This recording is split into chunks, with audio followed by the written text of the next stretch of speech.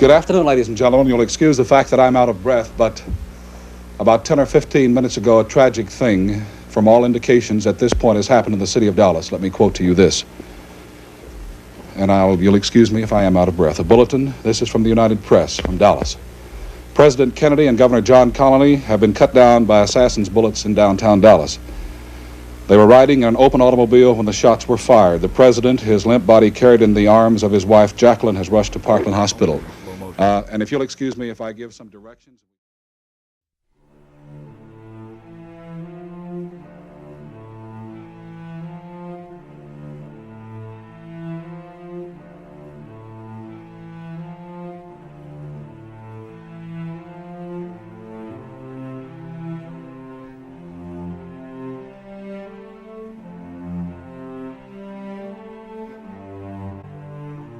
On November 22nd, 1963, the 35th President of the United States of America, John Fitzgerald Kennedy, was assassinated while riding in a presidential motorcade through Dealey Plaza in Dallas, Texas. When asked who had killed John F. Kennedy, most Americans will answer with this man, Lee Harvey Oswald, a retired U.S. Marine who had been arrested in a movie theater after shooting and killing a police officer later that infamous day. But had he truly been the culprit of the crime? When being questioned right after his arrest, Lee Harvey Oswald had this to say. No, I have not been charged with that. In fact, nobody has said that to me yet. The first thing I heard about it was when the newspaper reporters in the hall asked me that question. You have been charged. Throughout his interrogation, Oswald had constantly denied killing the president and Officer Tippit. He denied that he had owned the rifle found, and when asked about the fake Selective Service System card found on Oswald, he stated that you have the card yourself and you know as much about it as I do. Though seemingly anyone would deny these charges, Oswald had been a known Marxist and even asked for John Ept, the chief counsel of the Communist Party of the USA, to represent him throughout the trial. You combine that with the fact that Oswald had spent years living in the Soviet Union, he had pretty much fit the description to a T of someone who would want to see President Kennedy dead. With all of this information, the biggest murder trial in modern history had been looming, until one man took matters into his own hands. Captain Fritz. There is the president. There is Lee. He's been shot. He's been shot. Lee Oswald has been shot. There's a man with a gun. It's absolute panic. Absolute panic here in the basement of Dallas Police Headquarters. Detectives have their guns drawn. There is no question about it. Oswald has been shot at point-blank range. Many believe that Oswald's killer, Jack Ruby, had been a man who went crazy and shot Oswald over patriotism and mourning for the death of the president.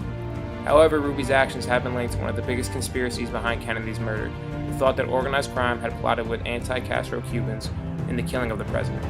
This theory holds that Oswald had in fact been set up by organized crime to take the fall for their actions. These actions could have been put into play for various reasons, but two being the most prominent and most logical reasons for organized crime to put a hit on Kennedy would be the failed Bay of Pigs operation, as well as his brother, Robert Kennedy's, aggressive fighting against organized crime throughout the United States. The Bay of Pigs invasion had been a CIA-run program that was made to take Cuba back from its Prime Minister, Fidel Castro. It has been documented that the CIA looked for help from organized crime bosses such as Santo Trafficante, who had multiple ties to Cuba through Havana casinos.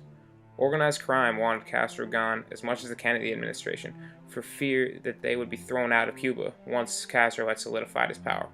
So once the operation had been deemed a failure, and Castro did in fact solidify his power throughout Cuba, like organized crime had thought, he had driven the mafia from their businesses, thus resulting in a massive loss for men like Trafficante.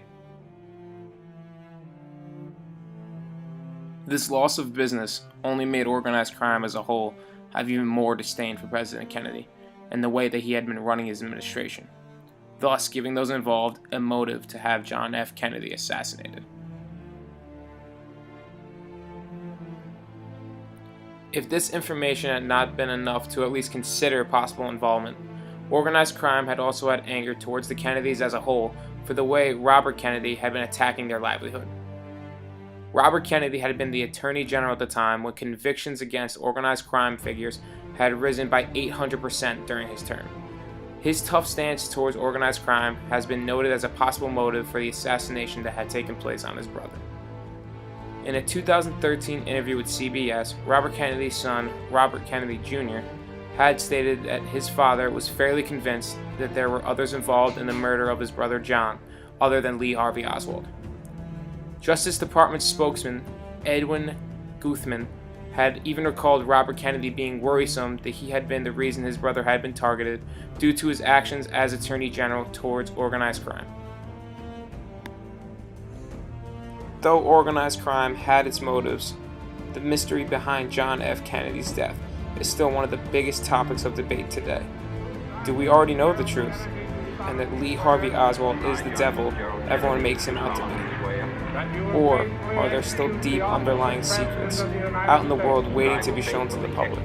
The office of President of the United States. And will, to the best of your ability, And will, to the best of my ability, preserve, protect, and defend the Constitution of the United States. preserve, protect, and defend the Constitution of the United States. So help you God. So help me God.